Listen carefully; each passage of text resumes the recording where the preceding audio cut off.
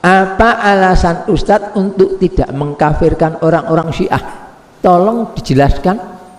Dan apakah ada dari kalangan Syiah yang harus dikafirkan? Jadi begini, orang Syiah itu sopo toh? Itu yang kita mesti pahami dulu. Faham Syiah itu ialah faham yang melebihkan Imam Ali atas para sahabat yang lain, termasuk kepada Sayyidina Abu Bakar, Sayyidina Umar, Sayyidina Utsman. Termasuk itu. Yang paling utama, yang paling baik adalah Ali bin Abi Thalib, gitu ya. Tetapi, pakai tetapi, putra beliau sendiri namanya Muhammad bin Al-Hanafiyah, ya, mengatakan, Sa'altu abi man khairun nasi ba'da Rasulillah sallallahu alaihi wasallam? Faqala Abu Bakar. Aku bertanya kepada bapakku, kata Muhammad, siapa sebaik-baik manusia sesudah Rasulullah sallallahu alaihi wasallam? Beliau menjawab, Abu Bakar. Fakultu lahu, maka aku berkata kepada beliau, Tsumma man? Kemudian siapa?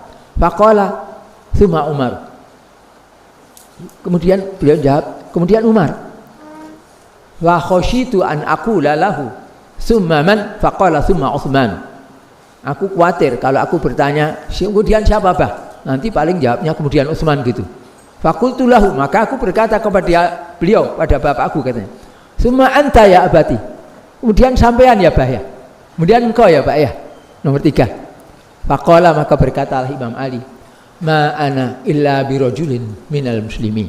Walah nak, aku ini orang biasa dari kalangan orang muslimin begini.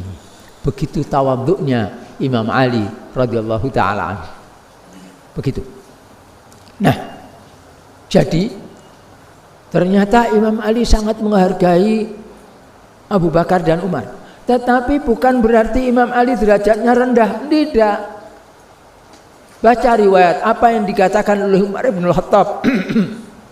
Katanya, laula Abul Hasan lahalaka Umar. Wah, kalau tidak karena ada Abul Hasan, yakni Ali bin Abi Thalib, karena putranya yang besar namanya Hasan, dia. Wah, celaka ini Umar ini. Dirinya maksudnya. Kenapa? Karena beliau sangat memerlukan, ada apa-apa tanya, minta fatwa kepada Imam Ali, minta fatwa kepada Imam Ali. Tetapi Imam Ali ternyata tidak merendahkan Umar. Waktu ditanya siapa orang yang paling baik, Abu Bakar, kemudian siapa, kemudian Umar, bukan dirinya. Subhanallah, subhanallah. Itu yang terjadi di kalangan para sahabat, saling menghormati, saling menghargai.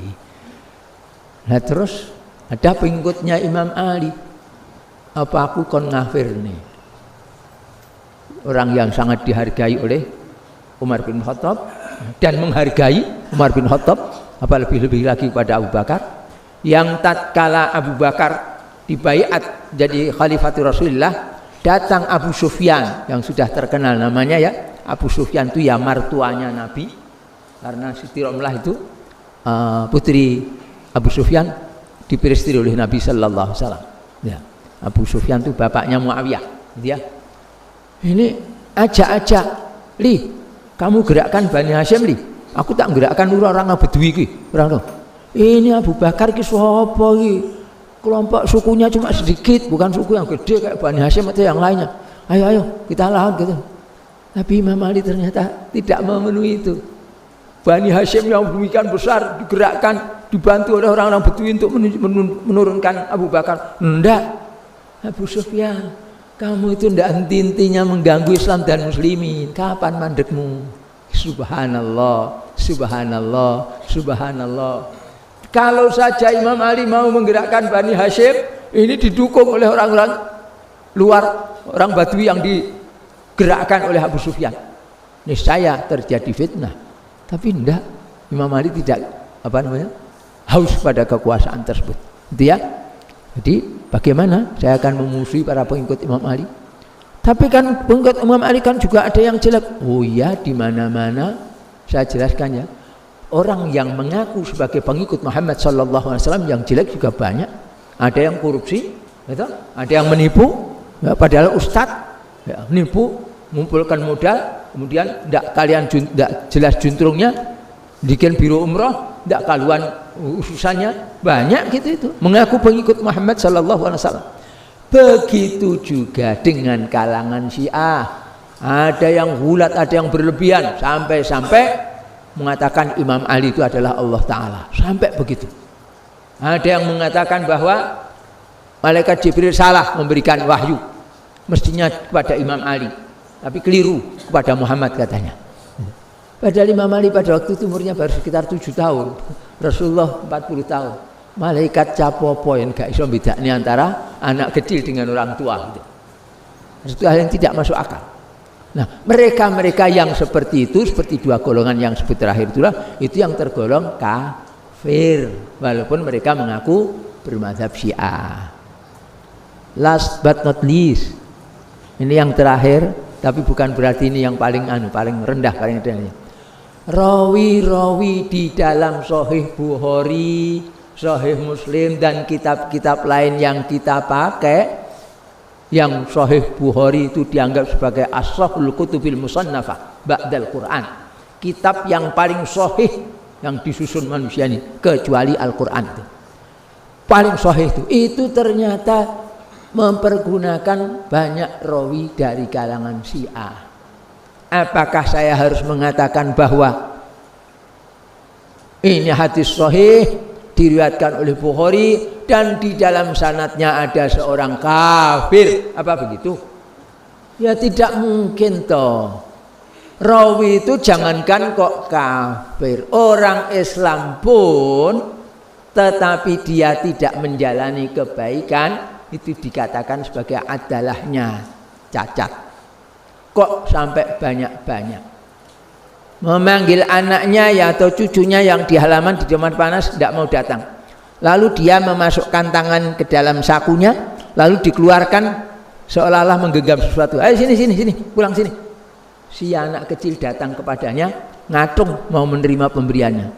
Tangan yang menggenggam ini dibuka, lalu menangkap tangan si anak itu tadi, padahal tidak ada isinya apa-apa.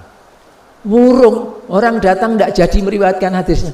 Ini anak kecil saja ditipu, apalagi kalau orang tua. Penipuannya lebih besar lagi. Untuk menipu, untuk keuntungan sedikit saja mau menipu kok. Apalagi keuntungannya gede, lebih mau menipu lagi. Kayak begitu itu ada. Yang lainnya gara-gara ketahuan kencing berdiri ditolak riwayatnya, tidak diriwayatkan. Kayak begitu itu. Padahal orang Islam. Nah, apalagi wong kafir ya tidak bakal diterima riwayatnya. Padahal itu fakta ada di Bukhari. Jadi apakah ada dari kalangan Syiah yang harus kafir? Ya ada. Kalau memang ternyata melakukan perbuatan yang kafir. Sebagaimana di kalangan ahlu sunnah juga ada. Kalau melakukan perbuatan-perbuatan yang menyebabkan kafir, dia juga sama saja. Dari kalangan Khawarij juga begitu. Kalangan yang lainnya juga begitu.